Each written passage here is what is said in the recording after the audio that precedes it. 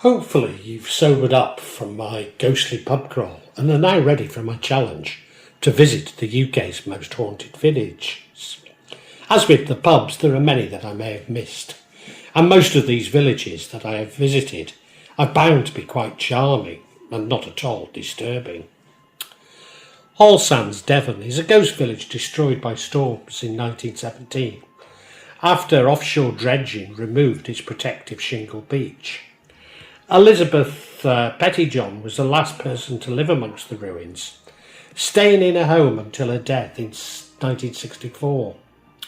Bury Pomeroy, Devon, a 15th century ruin near Totnes, is frequently cited as one of Britain's most haunted locations. The White Lady, Margaret Pomeroy, is considered the ghost of Pomeroy's daughter, imprisoned and starved by a jealous sister in the dungeons of St Mary's Tower. The Blue Lady appears in the tower windows, sometimes believed to be a Norman baron's daughter, who lures travellers to a fatal fall, often appearing in a sorrowful figure in blue. Ghostly figures in armour are reportedly riding horses and leaping to their deaths from the ramparts, a scene known as Pomeroy's Leap, occurring during an alleged siege.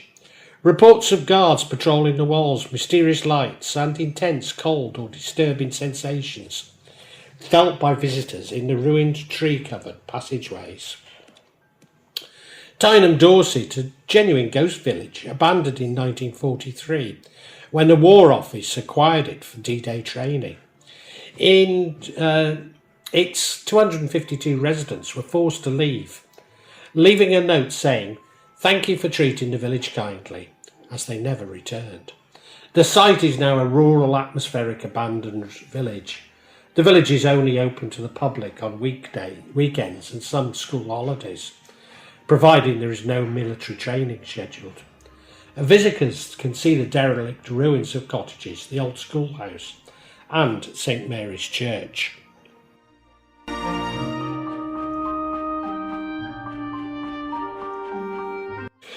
Robertsbridge, Sussex, is known for spooky occurrences, particularly at the Seven Stars Inn. Reports include unexplained poltergeist activity during the 1990s, with the paranormal database noting instances of exploding bottles in the area. A notable ghost hunter who documented many sightings in Sussex and studied the area extensively. Pluckley, Kent, is famously recognised as Britain's most haunted village, with over a dozen reputed ghosts, including the Lady of Rose Court, a hanging schoolmaster, and a White Lady. Haunted locations like St Nicholas Church and the Screaming Woods attract ghost hunters year-round. The village's reputation was solidified in the 1950s. St Nicholas Church and Churchyard is known for the White Lady, a Deering family member in a white dress, the Red Lady searching for a baby, and a small white dog. Park Wood is famous for blood-curdling screams and the ghost of a hanging colonel. Haunted by the Lady of Rose Court, who reportedly poisoned herself due to a love triangle. Pinnock Bridge is haunted by the Watercress Lady, a spectral woman who died in a fire. A highwayman believed to have been killed and pinned to a tree is often seen in the Black Horse pub, reported to have restless spirits moving furniture, a hanged schoolmaster on Dicky Buss's Lane, and a miller. Bluebell Hill, Kent, on the A229, is renowned for phantom hitchhiker sightings, primarily a young woman in white linked to a fatal crash in 1965. Drivers frequently report encountering a woman who disappears upon impact or after being picked up, often appearing in rearview mirrors. The area is reputedly one of Britain's most haunted roads. The most famous story involves a 22-year-old Susan Brown, who died from injuries sustained in a car crash on November the 19th, 1965, while driving to a wedding. She's identified as the woman in white seen by motorists. In 1969, a man reported seeing two pedestrians walking towards his car on the dual carriageway, before they suddenly vanished.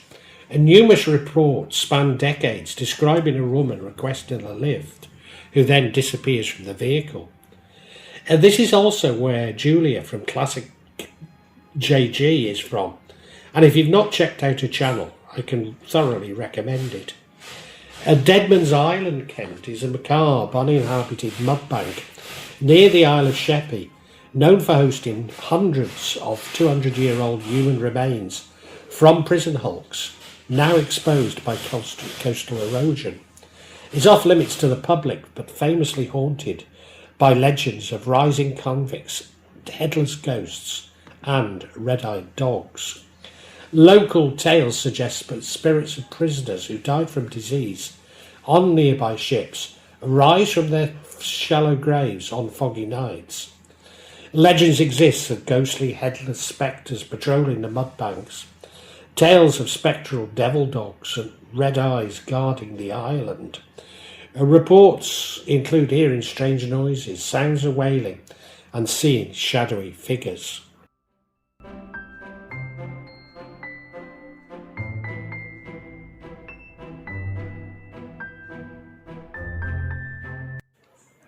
Canada, Essex, witchcraft, folklore and paranormal activities centred around St Nicholas's Church.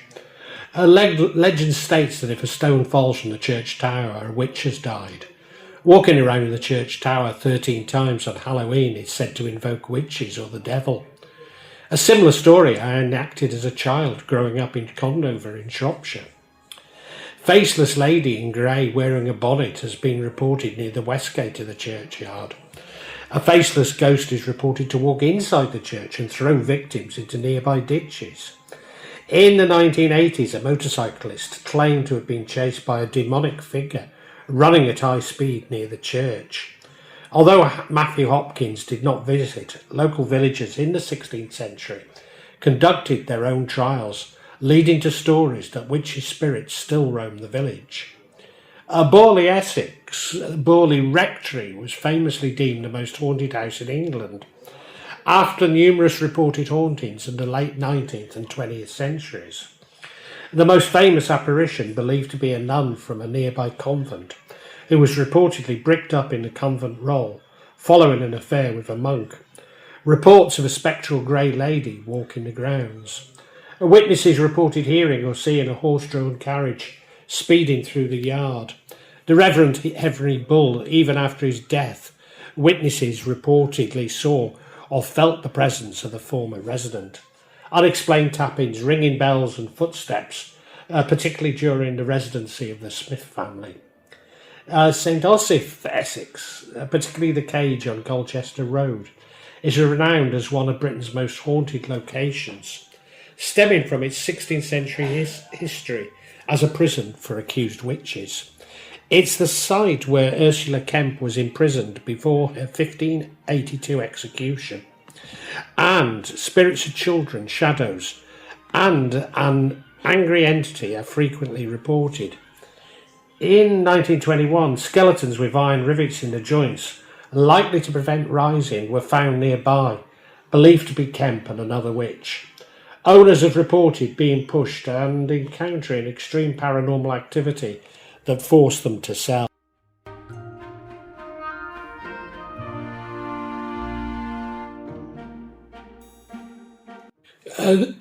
Dunwich, Suffolk, once a thriving medieval port and now a lost city, submerged by the North Sea, is renowned for its eerie legend and spectral activity. The village was largely destroyed by storms in the 13th and 14th centuries. It is often haunted by the sound of bells tolling from submerged churches, particularly All Saints during storms. Local legend tells of bells from lost churches tolling from beneath the sea to warn of storms. Another common trope in the UK, the ruins of the Franciscan Greyfriars Priory on the crumbling walls are said to be haunted by spectres of monks and shadowy figures are walking the paths. The legendary black dog, Black Shuck, a notorious Suffolk ghost with blazing eyes, is said to haunt the coastal path and churchyards around Dunwich. The ruins, especially Greyfriars, are described as feeling paused as if the town's abrupt destruction left a lasting ghostly effigy on the cliff tops. This is another village that I've visited and can recommend it, but maybe just for the ambience and not the paranormal activity.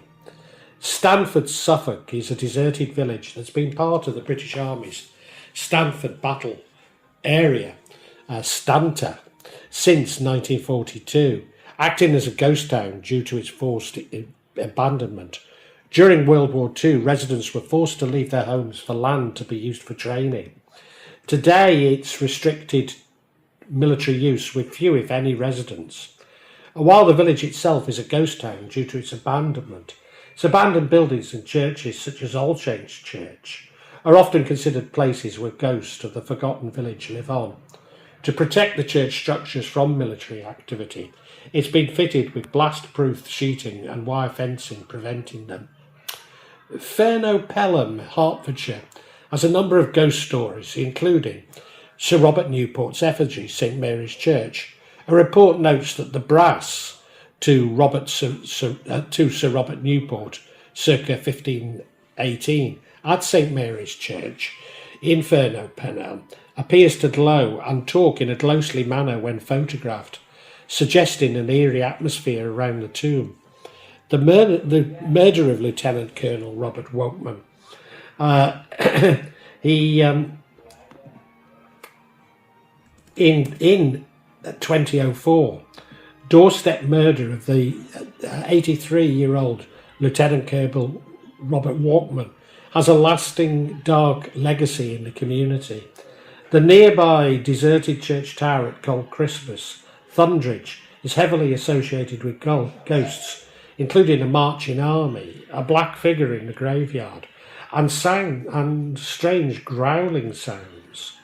The area surrounding Pelham villages, Furno, Stocking and Brent, is rich with older Hertfordshire folklore.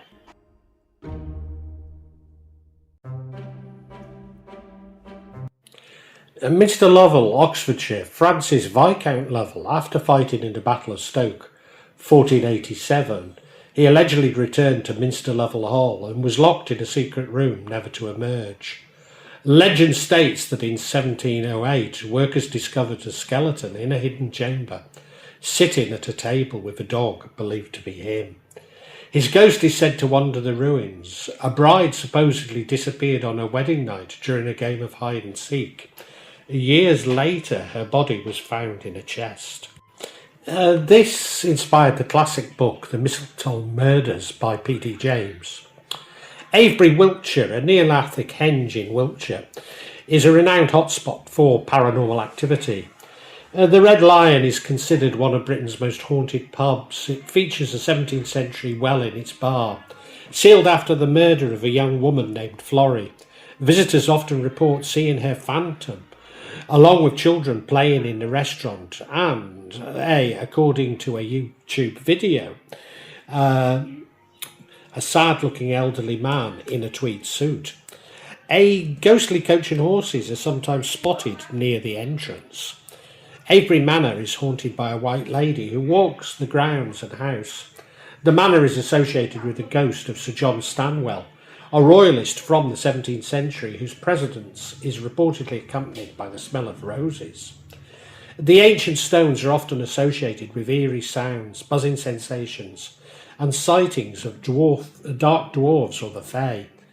Silbury Hill is the largest man-made mound in Europe, which is allegedly haunted by the ghost of King Sil, sometimes seen riding a horse on moonlight nights. A headless figure has also been reported at the summit. Laycock, Wiltshire, particularly the National Trust-owned Laycock Abbey, is rumoured to be haunted. A haunting is a manifestation of a girl known as Rosamond, has been reported in the abbey, according to Wiltshire Ghosts, Folklore and Fortean. The abbey's ancient, often dimly lit cloisters are a focal point for ghostly stories. Imber, Wiltshire, a ghost village abandoned in 1943 for World War II training, Stories often feature the spirits of villagers who've never got to return home, along with ghost soldiers from extensive military training exercises. St Giles's Church has one of the few remaining original structures in this Grade 1 listed church, is a focal point for spooky tales and atmosphere, with some finding it quite a peaceful place, while others feel the presence of the past.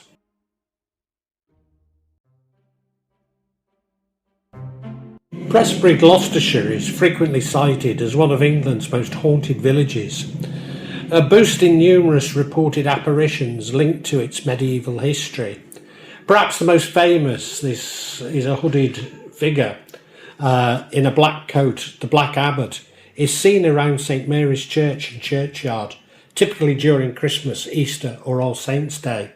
A spectral white-robed rider believed to be a messenger killed by a Lancastrian arrow in 1471 is reported to gallop down Shaw Green Lane and the Burridge on misty mornings. Another rider, said to be from 1643, is heard riding through the village. A ghost originated from being killed by a wire stretched across the road.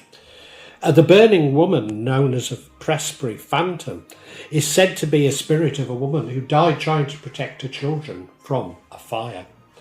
Aberfab, Wales, where a coalway slide killed 144 people, mostly children, is haunted by documented premonitions and lasting survivor trauma. No British person of my age can forget the disaster and images of it on the television. Several children, including Errol May Jones, experienced dreams of the disaster shortly before it occurred. Survivors such as Jeff Edwards and Gaynor Madgwick have described being haunted by the memories of the day, including the sights and sounds of the disaster. Teachers such as Maya Morgan still recall the faces of the lost children decades later, and the tragedy is often referred to as defining ghostly events for the community.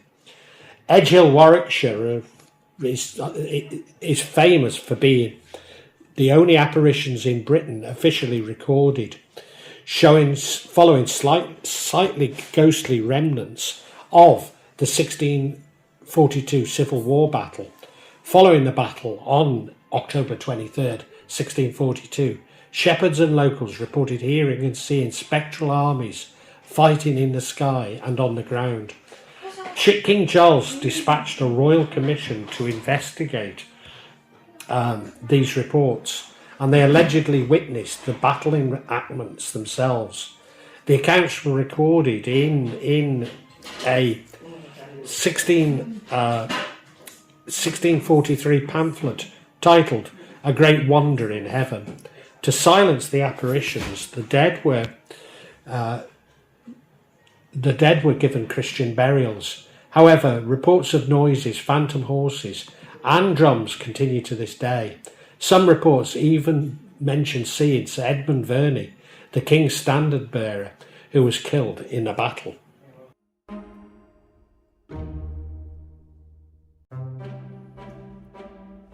Chase, Staffordshire is widely regarded as one of the UK's most haunted locations. Perhaps the most famous, the spirit is frequently reported by visitors appearing as a young girl with completely black eyes, often linked to the 1960s murder case in the area. A 10-foot spectre reported to be the ghost of, reported to haunt the German military cemetery located on the Chase. A cryptid-like entity reported in the area, often described as having humanoid and pig-like features. Sightings include a lady in white, a phantom cyclist, a parachutist stuck in the trees, and a young monk. An ancient tree believed to be haunted by spirits of those executed there. This Iron Age fort is said to be a hotspot for sightings of mysterious black-eyed children, UFOs and strange luminous orbs. I know Cannock Chase well and have never seen anything other than middle class of the Black Country walking their dogs on the Chase. Snail Beach, Shropshire, a former lead mining village, is considered highly haunted location, often associated with the folklore of the nearby Stiperstones Hills. My mother was from this area, and I still have a cousin who lives in Snail Beach. Whilst always somewhat magical, I've never found it to be frightening. A major figure in local lore is that of Wild Edric the Wild, a Saxon warlord who fought the Norman conquest. He's said to gallop across the Stiperstones hills near Stalbeach, particularly during the winter solace. Given the industrial history, legends persists about the spirits of miners who died in the dangerous lead mines. The site includes a memorial to 7 workers who died when a winding rope snapped, feeding into the village's reputation for tragic hauntings. Visitors and locals have reported strange noises and feeling of being watched, particularly around the crumbling ruins, engine house and chimneys that remain on the site. The Devil's Chair is a striking quartzite rock formation on the Stiperstones ridge, famously steeped in folklore as the Devil's resting spot. According to local legend, when the Devil sits on the longest night holding court with witches and spirits. Llanmonach, Shropshire Welsh border, is also somewhere I know well and have talked about in other vlogs. The Giant's Grave, Beith Cawa, a mound on Llanmonach Hill believed to be the resting place of a giantess buried with a golden torque. Legend says that those who tried to disturb her grave are cursed, referencing an account from 1795 of 3 brothers who faced vengeance after trying to find the treasure. Llanmonach Ogo Cave, known as a Roman copper mine, local tradition links the cave to fairy lore and ghostly apparitions. Stories tell of robbers guarding hidden treasure in the cave, with reports of moving lights witnessed inside the cave at night.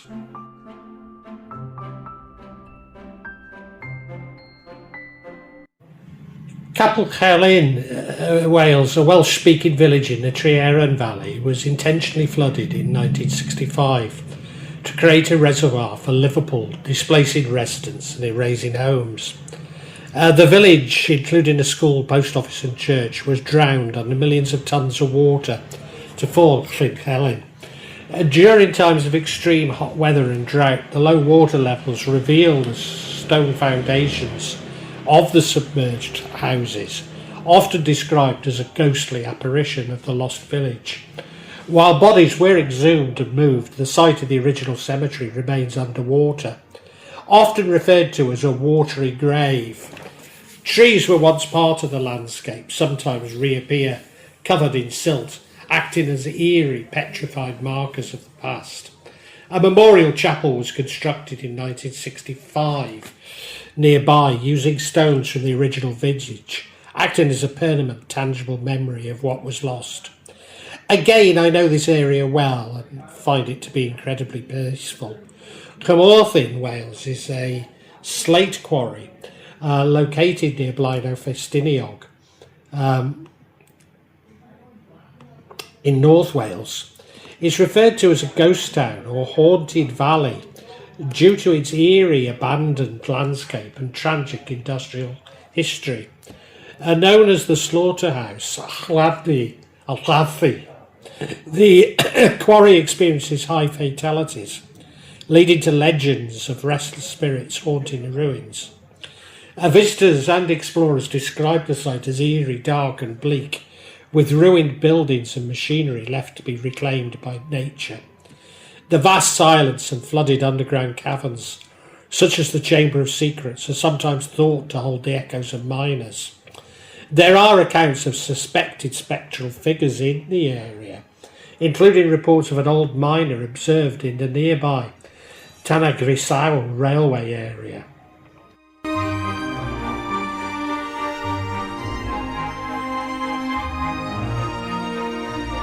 Derbyshire, famously known as a plague village after its heroic 1665 to 66 quarantine, is reputedly one of the most haunted villages in the UK. Hall is a hotspot for ghosts. Sightings include Sarah Mills, a servant who drowned in a well, and an older man who haunts a permanently locked room. A Miners' Arms pub is known for intense paranormal activity, including doors that open and slam on their own, unexplained footsteps and sounds of giggling. The original cottages were families were wiped out are reportedly filled with the lingering energy of their former unfortunate residents. Boundary stones located on the outskirts where residents were left food and supplies. These stones are associated with a heavy history of self-imposed desperate isolation. Dark figures in old-fashioned clothing walking near the village boundaries or inside homes. Derwent, Derbyshire. The sunken village of Derwent in Derbyshire submerged under Lady Bower Reservoir in the 1940s to create water supplies. The ruins include the church tower and foundations, occasionally reappear during droughts, often a haunting glimpse of a lost community. Again, this is somewhere that I know well and have again felt it to be very peaceful, even when during droughts the village is exposed.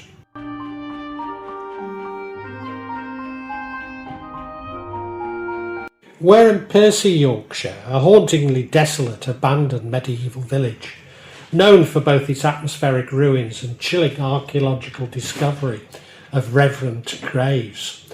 In 1963, archaeologists discovered mutilated remains, burned, decapitated and broken bones of roughly 10 people in a pit. This is widely considered as evidence of a medieval belief in revenants, living dead, where villagers feared the dead would rise. Sometimes referred to as a real village of the living dead due to its dark folklore belief. The site is managed by English Heritage and features the ruins of St Martin's Church and numerous foundation outlines of long-abandoned peasant houses. Visitors often report very intense atmospheric feeling, with legends suggesting that the ghosts of past inhabitants still wander the hills. The village was gradually abandoned in the 16th century, largely due to landowners switching from farming to sheep grazing. Flixton, Yorkshire is deeply embedded in folklore, with ghosts ranging from a prehistoric ghost to an ancient werewolf legend. It's situated at the site of Starcar, a Mesolithic archaeological site circa 9000 BC, making BCE it should be now, isn't it? Yeah. Making it a place of ancient, often eerie history. Stories of man-eating werewolf in Flixton date back to circa 940 CE. The name Flixton is thought to derive from the Anglo-Saxon for free town, as a hostel was built in the 16th century to protect travellers from wolves. Described as a fearsome beast in a Ghost Hunter's Roadbook, 1974, it's often pictured with abnormally large crimson eyes, 7 to 8 foot height, and the ability to travel on 2 or all 4 legs. A carriage was reportedly attacked around 1800, and a vehicle was allegedly attacked by a large dog-like creature in the early 1970s. Tales of the Flixton werewolf are sometimes linked to Old Stinker, a werewolf said to haunt East Yorkshire, with recent reported sightings as late as 2016 and 2021.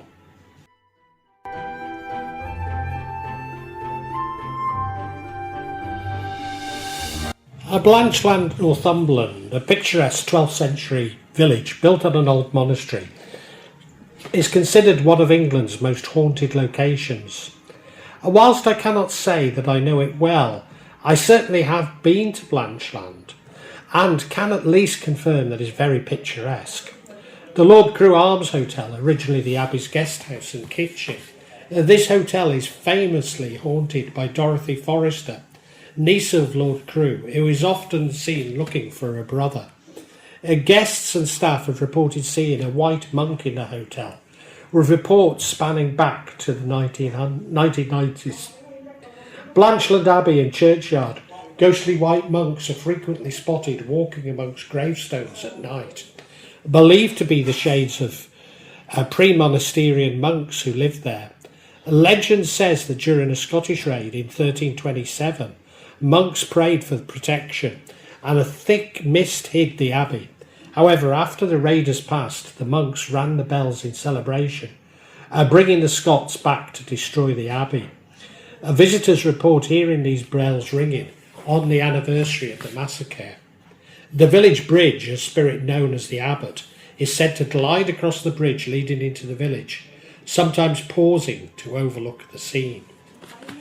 Brampton, Cumbria, and surrounding Brampton Grange area in Cumbria have a reputation for spooky occurrences and boggles, local term for ghosts, particularly due to the historic Corpse Road that crossed the nearby fells.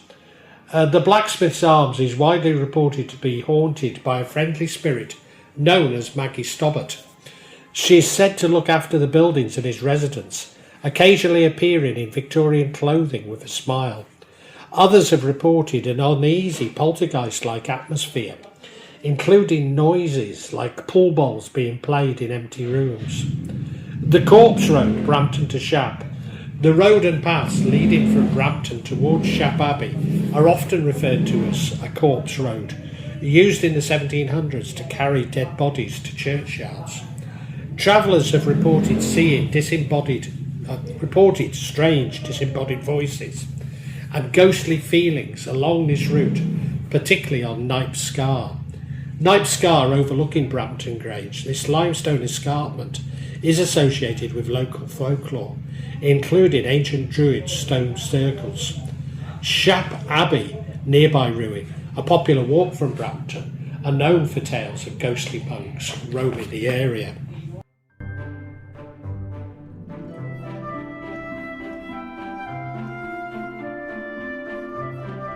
Auchentibia, Scotland, a small village in North Ayrshire, is associated with a few local ghost stories and legends. Most notably is Lady o' Clumbeath, the Lady in the Peat. The Lady of Clumbeath. This ghost story recorded in the 1820s by Dr. Doghead concerns a servant girl from the farm of Clonbeath. The girl was on her way to the Blair Tavern to keep a tryst, a secret meeting, when she fell off her horse, fell into an old mine shaft and was killed.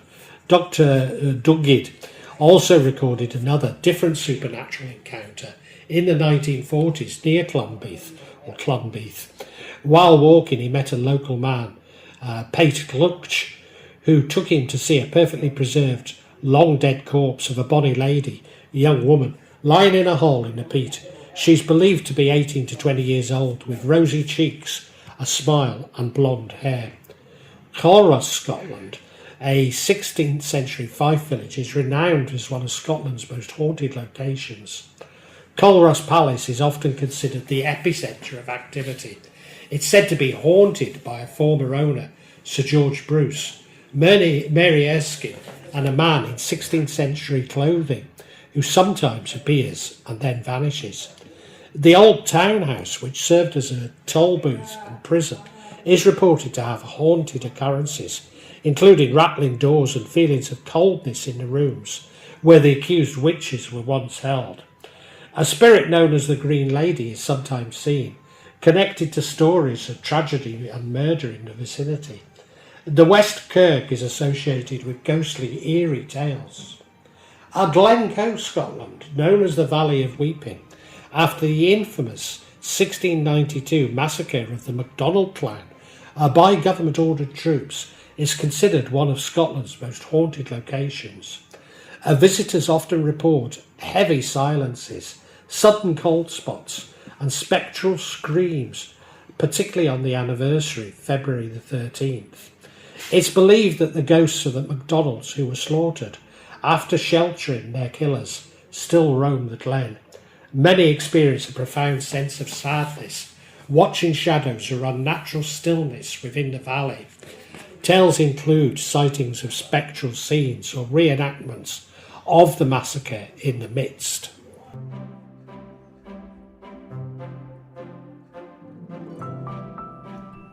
St Kilda, Scotland, a remote archipelago abandoned in 1930, is famously haunted by its ghost town atmosphere, with derelict stone cottages on Hertfordshire representing the lost community's lingering presence.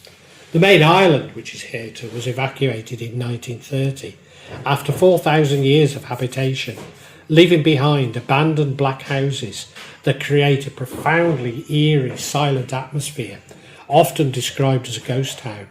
The isolated inhabitants historically held intense beliefs in folklore, tales of supernatural and spirits, with many stories detailing ghostly figures and voices in a remote landscape.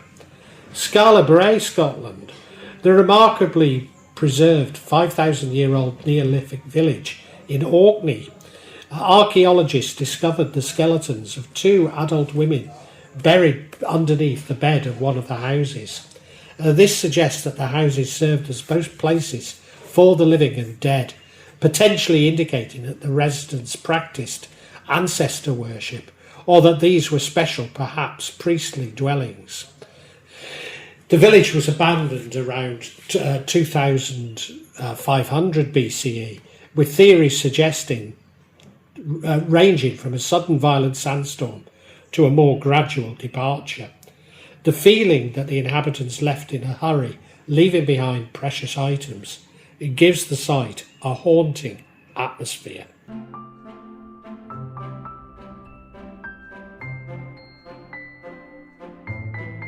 Galbolly Village, Northern Ireland, is an abandoned village, sometimes referred to as a ghost village, near the Antrim coast.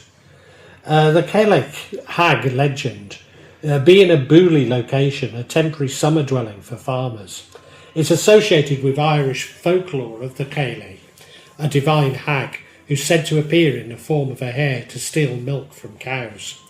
A Cistercian monk from Portugallan Abbey, Brother Verder O'Kane, lived in isolation in the village for decades until his death in 2013. His life of solitude in the ruins has become part of the lore of the area. Today the village is a collection of derelict stone cottages in a magical setting with no electricity or running water, making it truly eerie, forgettable place that fits the description of a ghost village. And, looking at the pictures, I think I might have visited it, and it is a magical and wonderful place.